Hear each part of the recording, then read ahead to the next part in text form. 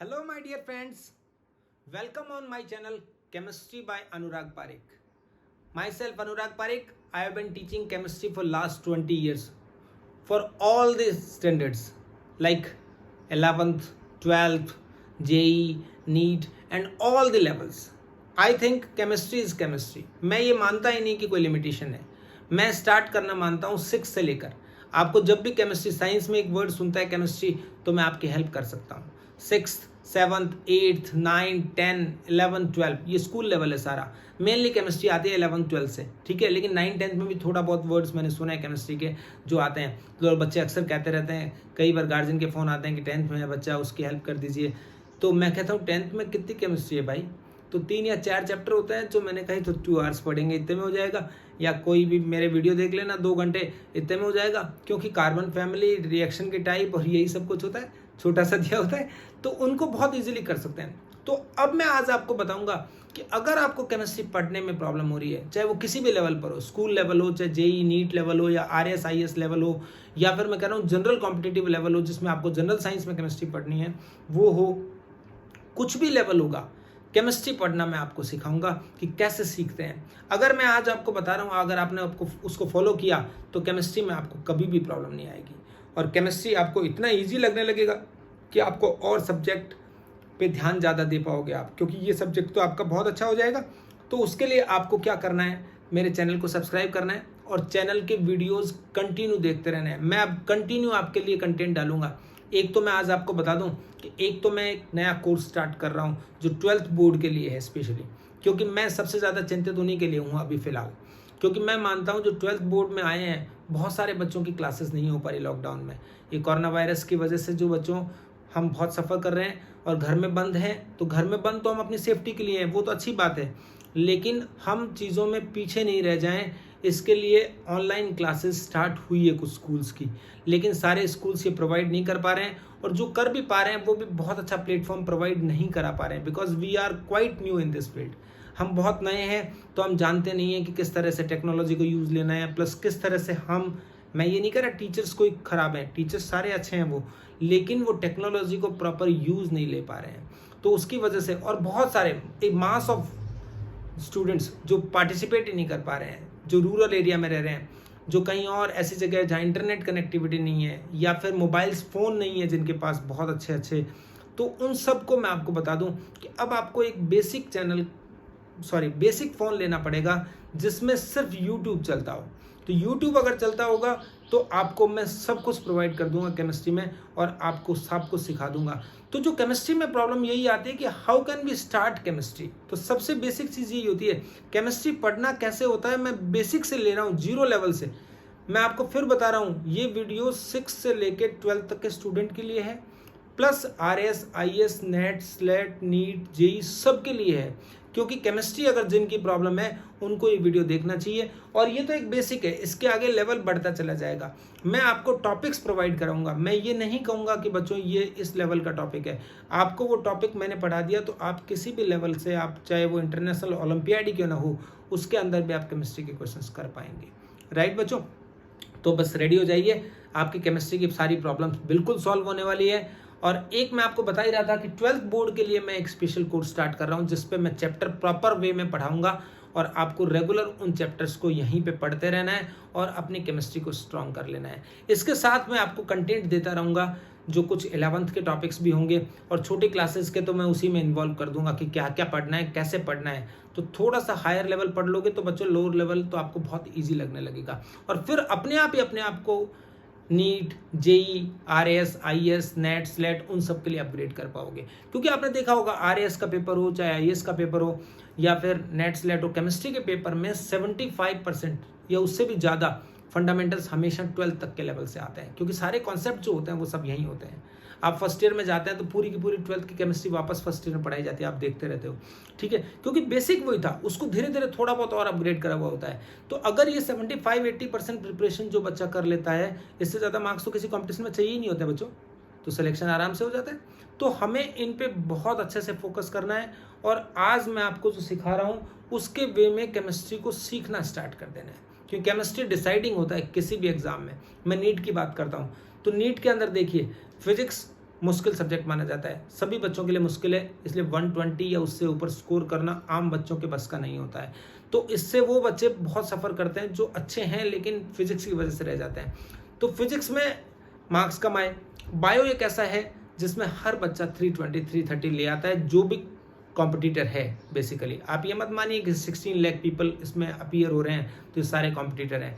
इनमें से सिर्फ 10% 1.6 या मैक्सिमम मान लो 2 लाख स्टूडेंट्स ऐसे होते हैं जो सिंसियरली एग्जाम दे रहे होते हैं, जिन्हें मेडिकल कॉलेज में जाना होता है। बाकी तो कोई पेपर देखने जा रहा होता है, कोई घर वालों के प्रेशर से जा रहा होता है, कोई किसी को शौक के लिए जा रहा होता है कि मैं नीट का एग्ज़ाम दे रहा हूँ। मैं बुराई नहीं कर रहा हूँ किसी बच्चे की, लेकिन बच्चे की अपनी अपनी प्रायोरिटी है, ठीक है। तो वो बहुत सारे फैक्टर्स हैं, तो वो उस लेवल में तो केमिस्ट्री एकमात्र डिसाइडिंग टॉपिक बचता है, सब्जेक्ट बचता है इसमें जो बहुत स्कोरिंग है, बहुत इजी है, जिसमें 160 170 मार्क्स 180 में से इजीली स्कोर किए जा सकते हैं। इसी तरह जेईई में भी मैथ्स और फिजिक्स बहुत सारे बच्चे जो होते हैं जो इस फील्ड में जाते हैं वो अच्छा करते हैं, लेकिन केमिस्ट्री क्यों नहीं कर पाते हैं?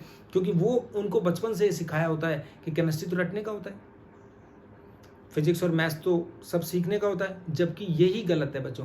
केमिस्ट्री जिसने रटने की कोशिश की तो कभी आएगा ही नहीं। रटने का पार्ट इसमें सिर्फ 10% है। हाँ, 10% तो फिजिक्स में मैथ्स में भी होता है, लेकिन वो नोटिस नहीं कर पाते हैं। फॉर्मूला सारे याद करने पड़ते हैं, उनको अप्लाई करना तो अलग बात है, लेकिन फॉर्मूला तो लगाने ही पड़ेंगे ना। मैं तो एक बेसिक फॉर्मूला बता रहा हूँ मैथ्स का, a+b² a² + 2ab + b², ये याद ही करा है ना हमने, इसको यूज कर रहे हैं अपन। तो इसी तरह सारी ट्रिग्नोमेट्री की जितनी भी होती है इक्वेशंस वो सब याद करते हैं अपन, फॉर्मूलाज याद करते हैं। तो सब जगह होता है 10% तो, लेकिन चीज़ों को सीखेंगे प्रॉपर ढंग से अगर आपको पढ़ा दिया जाएगा तो किसी बच्चे को कोई प्रॉब्लम नहीं आएगी। तो आज मैं बिल्कुल जीरो से स्टार्ट कर रहा हूँ। मैं ये बताना चाह रहा हूँ कि हाउ टू स्टडी केमिस्ट्री, कैसे स्टार्ट करें। तो उसके लिए मैं कुछ बताना चाह रहा हूँ। केमिस्ट्री में कुछ बेसिक नीड्स होती हैं जिनको आपको स्ट्रॉन्ग करना है, तो केमिस्ट्री आपके लिए बच्चों का खेल हो जाएगा। और मैं ये गारंटी दे रहा हूँ, मैं आपकी केमिस्ट्री को बहुत अच्छा कर दूंगा बच्चों। बस आपको मेरे साथ जुड़े रहना है, ठीक है। चैनल को आपको सब्सक्राइब कर लेना है, लाइक करना हो तो करना, आपको अच्छा लगे तो करना, नहीं तो डिसलाइक कर देना, ठीक है ना। लेकिन पार्टिसिपेट जरूर करना। कमेंट बॉक्स में आप जरूर लिखना कि कैसा लगा आपको वीडियो। ये वीडियो नहीं, आगे जो भी आएंगे वो वीडियो आपको कैसे लगे, उनमें जो भी चीज़ें मैं आपको पढ़ाऊंगा उनमें क्या प्रॉब्लम आई, आगे आपको कौन से टॉपिक हैं जिनके बारे में आपको पढ़ना है। मुझे कमेंट सेक्शन में लिखते रहेंगे तो हम आपस में कनेक्टेड रहेंगे, और कनेक्टेड रहेंगे बच्चों तो हम एक दूसरे की हेल्प कर पाएंगे। आप मुझे बताओगे कौन सा टॉपिक का वीडियो चाहिए आपको, मैं आपको वो प्रोवाइड कर दूंगा, तो आपकी हेल्प हो गई ना। और बिल्कुल ऑनेस्टली करेंगे, जितने ज़्यादा कमेंट्स आएंगे उतना ही ज़्यादा मेरी एक्टिविटी बढ़ेगी, मेरी एनर्जी बढ़ेगी और मैं आपके लिए काम करूँगा, ठीक है। तो आप जानते ही हो मैं 20 ईयर से नीट और जेईई और इन सब कंपटीशन के लिए प्लस बोर्ड के लिए केमिस्ट्री पढ़ा रहा हूँ, ठीक है। और नाम तो आपको चैनल पे लिखा हुआ दिख रहा है। तो आप देखिए हाउ टू स्टडी केमिस्ट्री, तो उसके लिए क्या क्या बेसिक रिक्वायरमेंट है जिनसे कि केमिस्ट्री पढ़ना आपके लिए आसान हो जाएगा। लुक, और मैं एक बात और बता दूं, इसमें चाहे आप किसी भी मीडियम के हैं, इंग्लिश मीडियम के लिए तो है ही क्योंकि इंग्लिश तो बना हुआ है, लेकिन मैं आपका मीडियम हिंदी भी है तो आप मेरे चैनल से पूरा लाभ उठा सकेंगे। आप थोड़ा सा उसमें थोड़ा सा कॉपअप करिए बस, कि आपको लिखे हुए वर्ड्स जो इंग्लिश में होंगे, बाकी हिंदी बोलने की कोई प्रॉब्लम नहीं होगी। मैंने इसलिए इसको बाइलिंगुअल रखा है प्रॉपरली, ताकि आप बहुत अच्छे से इन सब चीज़ों को, हर बच्चा इसका लाभ उठा पाए, छोटे से छोटे गाँव में, छोटे से छोटी जगह पर उसको लाभ उठा पाएँ, ताकि हमारे देश का आगे बढ़ने का सपना सच हो। ये मत सोच लेना कि अभी हम घर पर बैठे हैं तो हमारी सारी दुनिया रुक गई है, ऐसा कुछ नहीं हुआ है। ये एक टेम्परेरी फेज़ है जो चला जाएगा। हमेशा प्रॉब्लम्स आती हैं, वो सब निकल जाती हैं अगर हम हिम्मत से काम करते रहते हैं, लेकिन कोई काम तो नहीं रुकता ना। तो अभी जो काम कुछ रुका हुआ है स्टडी का, ऑनलाइन प्लेटफॉर्म्स वगैरह, स्कूल्स प्लस सभी लोग बहुत अच्छा नहीं प्रोवाइड करा पा रहे हैं, और मेनली तो करा ही नहीं पा रहे हैं। मोस्ट ऑफ स्कूल्स तो करा ही नहीं पा रही, कुछ एक स्कूल्स हैं जो करा पा रही हैं, बाकी और वो भी आप जानते हैं किसके लिए करा पा रही हैं, कि वो अपनी फ़ी को जस्टिफाई करना चाहते हैं। बाकी चलिए, बुराई की बात नहीं है ये, लेकिन बहुत सारी स्कूल्स ऐसी हैं जो सिर्फ इसीलिए ऑनलाइन कर रही है क्योंकि कुछ कंटेंट मैंने देखे हैं उनमें कुछ भी नहीं है बच्चों, क्योंकि वो टीचर्स टेक्नोलॉजी फ्रेंडली नहीं है। टीचर्स आर गुड बट वो फ्रेंडली नहीं है बच्चों, तो फ्रेंडली नहीं है तो ये सब नहीं कर पाएंगे ना। तो देखिए, बेसिक नीड टू स्टडी, तो केमिस्ट्री के लिए पहली बात करते हैं अपन। सबसे पहली चीज जो होती है, जो हमारी रिक्वायरमेंट होगी, दैट इज एटॉमिक नंबर। अगर आप केमिस्ट्री को शुरू करना चाहते हैं तो आपको एलिमेंट्स के एटॉमिक नंबर आपको याद होने चाहिए, 20 तक 30 तक बस, और नहीं, बाकी सब गिवन होते हैं, ठीक है। तो आपको कुछ एक एटॉमिक नंबर याद होने चाहिए। तो एटॉमिक नंबर का पता होना चाहिए, परमाणु क्रमांक बोलते हैं हिंदी में बच्चों, ठीक है। ये क्या होता है, number of protons. Atomic number जो होता है वो क्या होता है बच्चों, नंबर ऑफ प्रोटॉन्स होता है। अब कुछ बच्चों के दिमाग में आया जिन्होंने 9th 10th में पढ़ा हुआ था कि number of electrons are also atomic number, क्योंकि उनको पढ़ाया जाता है ऐसा। ये टीचर्स की गलती नहीं है, वो लिमिटेशन है क्लास की, वो ज़्यादा कॉम्प्लेक्स बनाना नहीं चाहते, इसलिए उन्होंने ऐसा बोल दिया। जबकि atomic number number of protons ही होता है, नंबर ऑफ इलेक्ट्रॉन्स नहीं होता है। एक एग्जाम्पल देता हूँ, देखो आप समझो। जैसे मैंने एग्जाम्पल दिया हीलियम, तो हीलियम में मैं बात करता हूँ प्रोटॉन्स और इलेक्ट्रॉन्स दोनों 2 है, दैट्स व्हाई हम कहते हैं एटॉमिक नंबर इज 2। तो आप सही तो कह रहे थे कि number of protons and electrons are 2, that's why atomic number is 2। No बच्चे, इस एग्जाम्पल तक तो ठीक था ये, लेकिन जैसे ही किसी आयन का कॉन्फ़िगरेशन आएगा, जैसे हीलियम प्लस, तो अभी भी प्रोटॉन तो 2 ही है, लेकिन इलेक्ट्रॉन कितने हो गए हैं, 1। आप जानते हो ना हीलियम प्लस कैसे बनता है, हीलियम जब एक इलेक्ट्रॉन लूज करेगा तब कैटायन बनता है, एक इलेक्ट्रॉन जब गेन करेगा तो एनायन बनता है। नहीं जानते हैं तो ये बात भी सीख लीजिए, जब भी इलेक्ट्रॉन निकलते हैं तो प्लस आता है, 2 इलेक्ट्रॉन निकलेंगे 2 प्लस आ जाएगा, 3 निकलेंगे 3 प्लस आ जाएगा, और जब इलेक्ट्रॉन ऐड होंगे तो वो क्या होगा, माइनस चार्ज आ जाएगा। तो प्रोटॉन अभी भी 2 है, इलेक्ट्रॉन 1 है, लेकिन इसके लिए जेड अभी भी अपन 2 देंगे। तो आपको क्लियर दिख रहा होगा कि इलेक्ट्रॉन्स का नंबर 2 नहीं है, लेकिन फिर भी एटॉमिक नंबर 2 है, because atomic number is number of protons. तो एक तो ये टॉपिक आपको याद रखना है कि एटॉमिक नंबर क्या होता है, राइट। मैं कुछ छोटे छोटे टॉपिक्स क्लियर करूंगा बिल्कुल, जिनमें बेसिक में प्रॉब्लम्स होती है, वो सब क्लियर कर दूंगा तो आप बहुत इजीली केमिस्ट्री पढ़ पाएंगे। और फिर देखते हैं कौन सा चीज हमें रोकती है। तो ये तो बात हो गई एटॉमिक नंबर की, ठीक है बच्चों। देखिए अब दूसरे टॉपिक पे आते हैं। अभी मैंने कहा कि एनायन बनता है, Cl में एक इलेक्ट्रॉन गेन करेगा तो क्या होगा, एनायन बनेगा। अगर सल्फर है, इसमें 2 इलेक्ट्रॉन गेन होंगे तो सल्फर 2 माइनस बनेगा। ये थोड़ा सा ध्यान रखना है, जितने इलेक्ट्रॉन्स प्लस करे जाएंगे माइनस आएगा, जितने इलेक्ट्रॉन निकलेंगे उतना ही प्लस चार्ज आएगा। इलेक्ट्रॉन्स आर नेगेटिवली चार्ज्ड, तो नेगेटिव निकलेगा तो हमेशा प्लस आएगा, नेगेटिव जुड़ेगा तो नेगेटिव आएगा। क्लियर सी बात होती है। और इनको क्या बोलते हैं बच्चों, एनायन। तो एनायन के बात करते हैं, एक क्या होता है, कैटायन होता है, ठीक है ना बच्चों। सेकंड नंबर पे आते हैं। जो सेकंड नंबर अपनी रिक्वायरमेंट है वो है मास नंबर। मास नंबर क्या होता है, जिसे अपन द्रव्यमान संख्या बोलते हैं वैसे तो, लेकिन कुछ बच्चे इसको परमाणु भार यानी एटॉमिक मास के रूप में भी जानते हैं। एटॉमिक मास, तो एटॉमिक मास क्या होता है बच्चों, एटॉमिक मास और मास नंबर 10th तक तो आप सेम समझते थे, लेकिन यहां पर एक बहुत बड़ा डिफरेंस है, ठीक है। इसको भी मैं आज आपको क्लियर करूंगा कि जो मास नंबर है वो तो होता है number of proton plus neutron, सीधी बात है। मास नंबर क्या होता है, number of protons plus neutron. तो ये तो इंटीजर में आएगा, प्रोटॉन और न्यूट्रॉन। लेकिन एटॉमिक मास तो आपने सुना हुआ है, देखिए एटॉमिक मास जिसे बोलते हैं परमाणु भार, ठीक है। तो एटॉमिक मास जो होता है बच्चों, ये तो क्या होता है, जैसे एक एग्जांपल दिया क्लोरीन, क्लोरीन का एटॉमिक मास तो मेरे ख्याल से हर बच्चा जानता है, इट इज 35.5। तो फ्रैक्शन में आ गया बच्चों। तो मास नंबर तो कभी फ्रैक्शन में नहीं होता है। तो पहली चीज तो ये गलत चीज जो आपने पढ़ी थी उसको दुरुस्त करिए कि ये P प्लस N जो है, प्रोटॉन प्लस न्यूट्रॉन, ये हमेशा इंटीजर आएगा, ये मास नंबर होगा। और एटॉमिक मास जो होगा वो फ्रैक्शन में भी हो सकता है। क्यों फ्रैक्शन में हो सकता है ये मैं आपको बताऊंगा।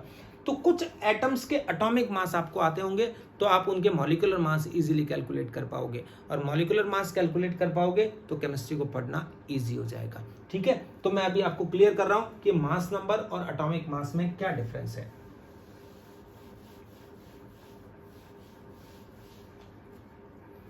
देखो बच्चों, एटॉमिक मास, परमाणु भार, परमाणु द्रव्यमान। केमिस्ट्री में देखिए वेट और मास को कभी डिफरेंस नहीं मानना है। फिजिक्स में तो अपन जानते हैं ग्रेविटी डिपेंडेंट होता है बेटा, क्योंकि जो मास यहाँ पर अर्थ पर है, मून पर जाएंगे तो वो मास नहीं रहेगा, अपन जानते हैं ना, 1/6 हो जाता है। तो ये बात हमें पता है फिजिक्स के हिसाब से, लेकिन यहाँ पर केमिस्ट्री में भार और द्रव्यमान को एक ही बात माने। परमाणु भार लिखा होगा तो ही वही मानेंगे, परमाणु द्रव्यमान भी वही मानेंगे। Atomic mass, atomic weight are same, okay. इसमें अपन विवाद नहीं करेंगे, ठीक है। तो एटॉमिक मास जो क्या होता है, ये एक्चुअली क्या होता है, it is a relative average of isotopic masses of all the isotopes.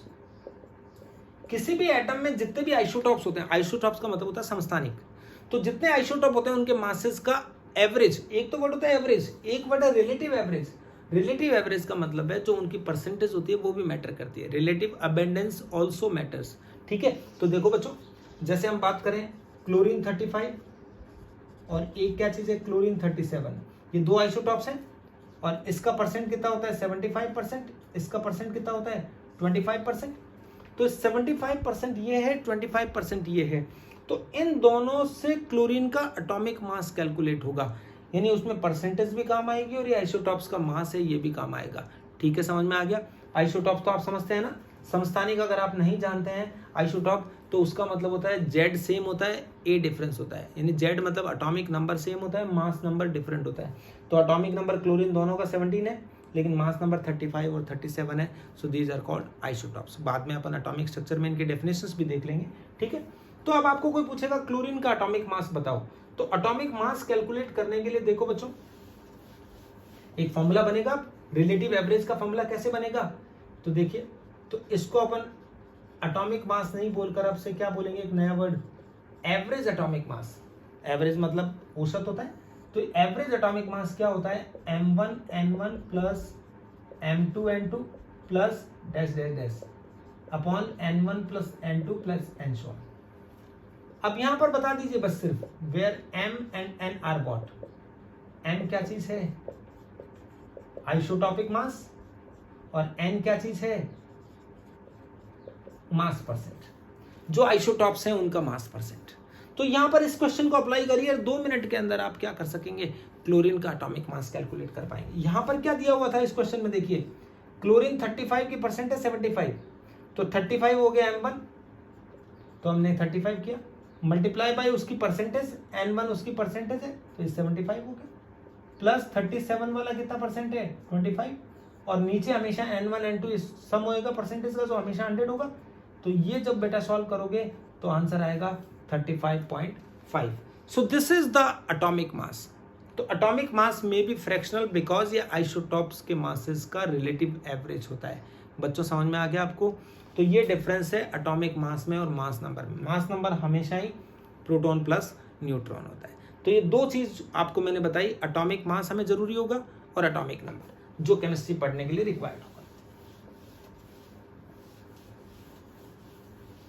Next देखिए 3 नंबर पे आते हैं, केमिस्ट्री पढ़ने के लिए जो नेक्स्ट रिक्वायरमेंट आएगी, जिसकी ये मतलब वो चीज है जो बेसिक नीड है केमिस्ट्री की, राइट। तीसरी चीज जो आएगी वो क्या आएगी बच्चों, electronic configuration. Electronic configuration Hindi में बात करेंगे तो इट इज कॉल्ड इलेक्ट्रॉनिक विन्यास। ये एक ऐसी चीज है जो बहुत जरूरी होगी हमें आनी, तभी अपन केमिस्ट्री को पढ़ पाएंगे। ये एटॉमिक स्ट्रक्चर में आता है, तो और वो दोनों चीजें मूल कॉन्सेप्ट में आती थी, बॉन्डिंग वगैरह सब, पीरियोडिक टेबल वगैरह सब बताऊंगा मैं। जो जो केमिस्ट्री पढ़ने के लिए मेन रिक्वायरमेंट होगी वो आज हम सब बात करेंगे, ठीक है। तो इलेक्ट्रॉनिक कॉन्फ़िगरेशन, इलेक्ट्रॉनिक कॉन्फ़िगरेशन आपने 10th लेवल पे तो पढ़ा होता है 2 8 8 18 18 ऐसे, लेकिन ये इलेक्ट्रॉनिक कॉन्फ़िगरेशन का बेस सही नहीं है। तो अभी मैं शॉर्ट में आज सिर्फ अगर हम कुछ नहीं जानते हैं तो भी इलेक्ट्रॉनिक कॉन्फ़िगरेशन जान जाएं, उसके लिए मैं आपको इलेक्ट्रॉनिक कॉन्फ़िगरेशन सिखाऊंगा आज इस वीडियो में, ठीक है। 2-3 टॉपिक अपन सीख जाएंगे इस वीडियो में और हमें बेसिकली ये पता लगेगा केमिस्ट्री को पढ़ना कैसे है, जिससे कि हम केमिस्ट्री में फुल मार्क्स ला सकें, राइट। और ये भ्रम में डालें कि ये रटने का सब्जेक्ट होता है, ठीक है। मैं आपकी हेल्प करूंगा हमेशा ही, बस आपको कनेक्टेड रहना है, ओके बच्चों। देखो इलेक्ट्रॉनिक कॉन्फ़िगरेशन के लिए देखिए बच्चों, ऊपर ही बताता हूं मैं, 4 सबशेल होते हैं। अभी मत पूछना सबशेल क्या होते हैं, ये एटॉमिक स्ट्रक्चर में आ जाएगा। सबशेल का मतलब होता है उपकोश, शेल होते हैं, फिर शेल में सबशेल होते हैं, सबशेल में ऑर्बिटल्स होते हैं और ऑर्बिटल्स में इलेक्ट्रॉन्स भरे जाते हैं। ये एक क्राइटेरिया है जो हम स्ट्रक्चर ऑफ एटम में बहुत क्लियरली विद रूल्स कर लेंगे। ये सब N+L रूल, पॉलिस रूल, कई रूल्स आएंगे जिससे अपन इलेक्ट्रॉनिक कॉन्फ़िगरेशन पढ़ेंगे। लेकिन अभी मैं आपको सिखा रहा हूँ विदाउट एनीथिंग। आप 10 से सीधा 11th में आए हैं, और आपको कुछ नहीं आता केमिस्ट्री में मान लो, तो उसके लिए मैं आपको सिखा रहा हूँ कि आप आज इलेक्ट्रॉनिक कॉन्फ़िगरेशन कोई पूछे आपको तो तुरंत बता पाए अपन, और ये सब सीख जाएंगे तो आगे की चीज़ें बड़ी आसान हो जाएगी। देखो एसपीडीएफ सब शेल है और इनमें कितने कितने इलेक्ट्रॉन्स भरे जाते हैं, ये मैंने लिख दिया मैक्सिमम इलेक्ट्रॉन्स। आप देखिए बच्चों, एस में 2 इलेक्ट्रॉन्स फिल होंगे, पी में कितने होंगे 6, डी में 10 और एफ में कितने इलेक्ट्रॉन्स फिल होंगे 14। ये आपको ध्यान रखना है। तो ये इलेक्ट्रॉनिक कॉन्फ़िगरेशन के लिए अब मैं आपको एक सीधा स्ट्रेट फॉर्मूला बता रहा हूँ विदाउट एनी रूल, क्योंकि रूल तो अभी पढ़े ही नहीं हमने, हम पढ़ेंगे जब तो बात आ जाएगी। तो अभी अपने को कैसे आएगा, तो आप 1s से लेकर 7s तक नीचे लिख लीजिए। फर्स्ट सेल का s, ये second cell 3s, 4s, 5s, 6s और ये 7s। एक इक्वल गैप से आपको ऐसे बना लेना है। फर्स्ट में सिर्फ s होगा, सेकंड सेल में 2p भी होगा, तो सेकंड को स्टार्ट कर दीजिए 2 से, p से मतलब 7p, d स्टार्ट होगा 3d से, 4d, 5d, 6d और 7d, और 4 स्टार्ट होगा f से, मतलब f4 से स्टार्ट होगा। ये वे है, ऐसे आपको लिख लेना। ये थोड़ा सा बोर्ड पे प्रॉपर नहीं बना, ये गैप इनका और इनका सेम रहना चाहिए, ताकि मैं जब इस तरह से क्रॉस कटिंग करूं, 1s और 2s अकेले अकेले कटते हैं, फिर देखो 2p 3s, अगर आपने गैप सही रखा है तो ये बिल्कुल कटिंग अपने आप सही होती चली जाएगी। इस तरह से, इस तरह से सब आगे चलता जाएगा, ऐसे कटता जाएगा। ये लाइन अपनी कट कर दी अपन ने, और हमें अब यहाँ से स्टार्ट करना है। हम तो एक गार्डन में खेलने गए जहाँ पे स्लाइड्स होती है, बच्चों की होती है स्लाइड्स, तो स्लाइड पे अपन सबसे पहले यहाँ पर बैठे, फर्स्ट स्लाइड पे अपन जैसे यहाँ से चढ़े अपन ऊपर और यहाँ से यहाँ आ गए, तो जब एक स्लाइड यहाँ हो गई तो बच्चा वापस क्या करता है, वापस राउंड काट के वहीं जाता है पीछे, फिर वापस आता है। बस यूँ मान लीजिए अब आपको एक ही स्लाइड पे काम नहीं करना है, बहुत सारी स्लाइड्स है वहाँ, एक छोटी एक बड़ी है, बड़ी ऐसे बड़ी बड़ी बड़ी, तो चैलेंज है कि कौन जल्दी से इन 10 स्लाइड्स को पूरा करता है। तो बच्चा क्या होगा, यहाँ से नीचे आया तो सबसे पहला स्टॉपेज क्या आया 1s, तो उसने लिख लिया यहाँ 1s। एक बार ये स्लाइड यहाँ खत्म हो गई, तो ऐसे नीचे की तरफ, नीचे से ऊपर ही जाना है। कुछ बदमाश बच्चे होते हैं इधर से भी कर रहे होते हैं, वो नहीं करना है अपने को, ठीक है, वापस पीछे आ जाना है। आपने भी किया होगा, मुझे पता है, सब छोटे बच्चे होते हैं, सभी करते हैं, तो करते रहते हैं। तो यहाँ से पीछे आ गए तो सेकंड के पीछे आ जाइए, फर्स्ट पूरा हो गया आपका लेवल। अब यहाँ से नीचे आए तो कौन सा लेवल आया 2s, तो 1s के जस्ट बाद हमने लिख दिया 2s, कोई कॉमा नहीं लगाना है। ओके, अभी मैं इलेक्ट्रॉन से फिल नहीं कर रहा हूँ, ऑर्डर लिख रहा हूँ। ये स्लाइड खत्म हो गई, थर्ड स्लाइड पे आ गए, थर्ड स्लाइड पे नीचे आ रहे हैं तो देखिए 2p एंड देन कौन है 3s, ऑर्डर से आना है बिल्कुल एकदम। तो यहाँ पर आ गया 2p और यहाँ क्या आ गया 3s, थर्ड स्लाइड कंप्लीट हो गई, फिर पीछे गए भाग के, फिर फोर्थ आ गए, तो यहाँ पर आएंगे 3p देन 4s, तो ये हो गया 3p देन 4s, फिर खत्म हो गए तो फिर फिफ्थ स्लाइड पे आ गए, तो अब आया 3d 4p 5s 4d 5p 6s 4f 5d 6p 7s। इस तरह से आपको इस ऑर्डर को बिल्कुल भी ब्रेक नहीं करना है। आपको एक स्लाइड खत्म होते ही नेक्स्ट स्लाइड के पीछे पहुंच जाना है, स्लाइड करते हुए जाना है, जो भी रास्ते में मिले उनको इलेक्ट्रॉन्स दे देना है। जैसे सबसे पहले कौन मिला 1s, तो उसको कितने इलेक्ट्रॉन्स प्रोवाइड कर दिए 2। आप कहोगे 2 ही क्यों 2 ही है अपने पास। इसी तरह सेकंड आया 2, इसको भी 2 इलेक्ट्रॉन्स प्रोवाइड कर दिए हमने। फिर 2p आया, p में कितने इलेक्ट्रॉन्स होते हैं 6, उसको 6 दे दिए। वापस s आया 2, वापस p आया, वापस s आया, ऐसे। और 4s के बाद क्या बताया था 3d में कितने हो जाएंगे, d में कितने होते हैं 10, 3d के बाद